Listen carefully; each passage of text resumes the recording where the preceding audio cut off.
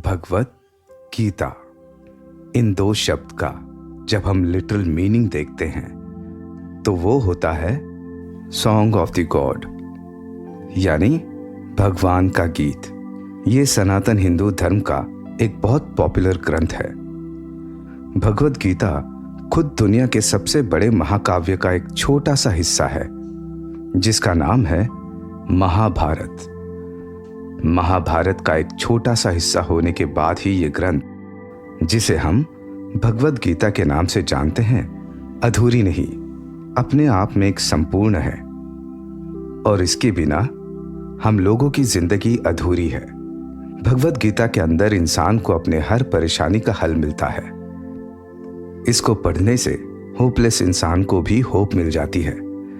बड़े बड़े world leader, scientist भी मानते हैं कि भगवत गीता को पढ़ने से उन्हें उनके काम को और अच्छे से करने में मदद मिली है। फिर चाहे वो 5 to 9 जॉब करने वाला आदमी हो या फिर दुनिया चलाने वाला वर्ल्ड लीडर, वो सब भगवत गीता को पढ़ते हैं। और स्पेक्ट्रम के दो एक्सट्रीम पर बैठे लोगों को भी भगवत गीता इंस्पायर कर जाती है, उनकी जिंदगी को आसान कर जाती है। तो आखिर ऐसा क्या है भगवत गीता में जो दुनिया भर के लोग, चाहे वो किसी भी पोजीशन पर हो, भगवत गीता में उन्हें अपनी जिंदगी से जुड़ी कोई ना कोई सीख मिल ही जाती है। और क्यों ये लोग कहते हैं कि भगवत गीता को एक न एक बार सभी को जरूर पढ़ना चाहिए। तो आइए इस सवाल के जवाब के खोज में हम आगे बढ़ते हैं। भगवत गीता में 18 चैप्टर और पूरे 700 श्लोक हैं, और ये 2 लोगों की कॉन्वर्जेशन के फॉर्म में है। ये कॉन्वर्जेशन अर्जुन, जो कि महाभारत का एक महान योद्धा, जो दुनिया का सबसे ग्रेटेस्ट आर्चर था, जिसके सामने बड़े बड़े योद्धा भी थर थर कांपते थे, उनके मन में उठते सवाल के जवाब देने के लिए भगवान श्री कृष्ण ने बोली थी। अर्जुन अपने मन के सारे डाउट्स और सारे सवाल भगवान श्री कृष्ण से कर रहे थे, और श्री कृष्ण उनके सारे सवालों के जवाब दे रहे थे। और जवाब देते देते श्री कृष्ण कुछ बहुत गहरे राज पर से पर्दा उठा रहे थे। इंटरेस्टिंग बात तो यह है कि भगवत गीता, जिसमें कोई अपनी परेशानी तो कोई अपनी क्यूरियोसिटी, तो कोई अपने सवाल का जवाब ढूंढने के लिए पढ़ता है, उसके खुद की शुरुआत कंफ्यूजन से होती है। अर्जुन महाभारत के युद्ध के बीच अपने प्रियजनों पर शस्त्र उठाने से मना कर देते हैं। वो अपने भाइयों, गुरु और रिश्तेदारों की जान नहीं लेना चाहता था।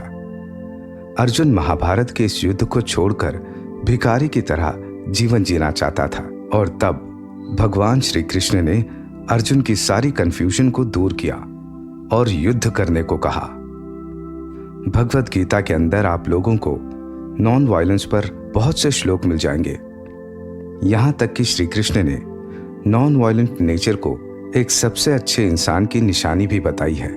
लेकिन फिर भी श्री कृष्ण भगवान अर्जुन को युद्ध करने की सलाह देते हैं, और भगवत गीता के अंत तक श्री कृष्ण की ही बात सुनकर अर्जुन युद्ध करने को भी तैयार हो जाते हैं। आखिर ये कैसी डुअलिटी है?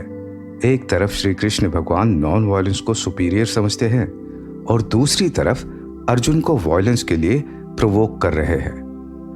भगवत गीता ऐसी ही मिस्ट्रीज से भरी पड़ी है। भगवत गीता हमें डे टू डे लाइफ में आने वाली प्रॉब्लम्स को फेस करने का तरीका हमें बताती है। भगवत गीता हमें सिखाती है कि किसी अपने को खोने पर होने वाली पीड़ा को कैसे कम किया जा सकता है। जीवन और मृत्यु के राज से भी भगवत गीता पर्दा उठाती है। भगवत गीता ही हमें सिखाती है कि हम हमारा शरीर नहीं, आत्मा है, और आत्मा को कभी नाश नहीं किया जा सकता।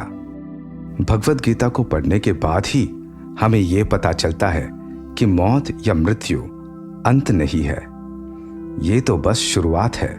शुरुआत एक ऐसे सफर की जिसमें हमारी आत्मा परमात्मा से मिलती है। भगवत गीता ही हमें यह बताती है कि इस दुनिया में पाप कैसे पैदा होता है, क्यों कोई इंसान पापी बनता है, और वो पाप करने पर क्यों मजबूर हो जाता है। और साथ ही में भगवत गीता हमें ये भी बताती है कि पाप का नाश कैसे करना है, आखिर इस पाप की जड़ क्या है। भगवद गीता ही हमें हमारे गुस्से, हमारी लस्ट और हमारी ग्रीड को कंट्रोल करना सिखाती है। यही भगवद गीता हमें बताती है कि दुखों से रहित जीवन को हम कैसे जी सकते हैं, हम इस संसार की मोह माया से कैसे बच सकते हैं। और भगवद गीता ही हमें कर्म करने के सिद्धांत से रूबरू करवाती है। यही हमें समझाती है कि कर्म के फल पर किसी का कोई बस नहीं है।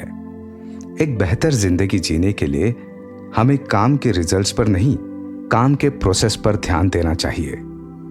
और मैं ये सब कुछ ऐसे ही नहीं कह रहा। भगवद गीता की knowledge time after time tested और वेरीफाइड है।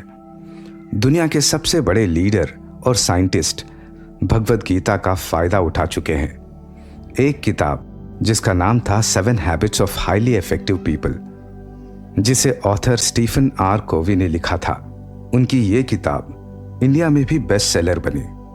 अपनी इस सक्सेस को एड्रेस करते हुए उन्होंने हम इंडियन का शुक्रिया अदा किया।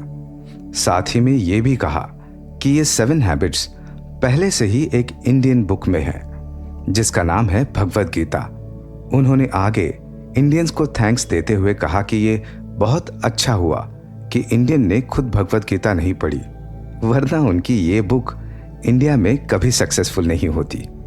उनकी ये बात सुनकर हमें अंदाजा लग सकता है कि भगवद गीता पढ़े बिना हम कितना कुछ मिस कर रहे हैं। मॉडर्न एटॉमिक बॉम्ब के फादर कहे जाने वाले साइंटिस्ट रॉबर्ट ओपेनहाइमर भी भगवद गीता से बहुत इन्फ्लुएंस थे।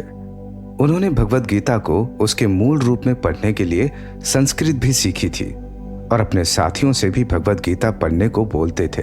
यहाँ तक कि भगवद गीता की एक कॉपी ओपेनहाइमर के पॉकेट में हमेशा रहती थी। और जब उन्होंने एटॉमिक बॉम्ब बनाया था तब उन्होंने फेमसली भगवद गीता के श्लोक को भी कोट किया था।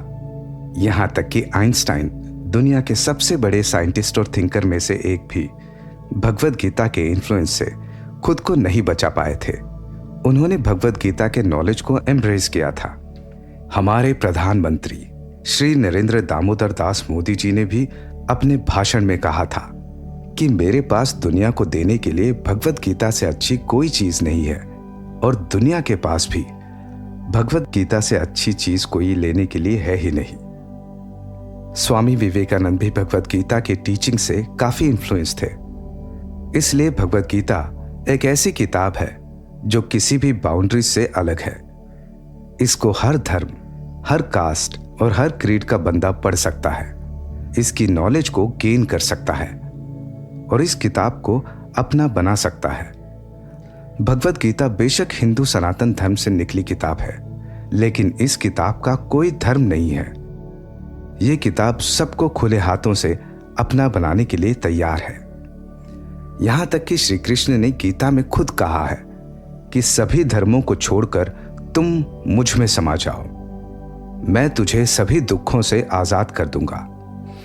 भगवद गीता ह्यूमैनिटी को मिला एक ऐसा तोहफा है जिसे समझने के बाद एक इंसान अपने आप को और भी अच्छा बना सकता है, अपने अंदर और भी ज्यादा इंप्रूवमेंट कर सकता है। भगवद गीता का ज्ञान इटर्नल, इमॉर्टल और एवर शाइनिंग है। इसका ज्ञान ह्यूमन हिस्ट्री के हर टाइम पर रिलेवेंट है, क्योंकि इसकी बातें हजारों। भगवद गीता की इंपॉर्टेंस एक आम इंसान की लाइफ में क्या हो सकती है, इस सब के बारे में हम चर्चा कर चुके हैं।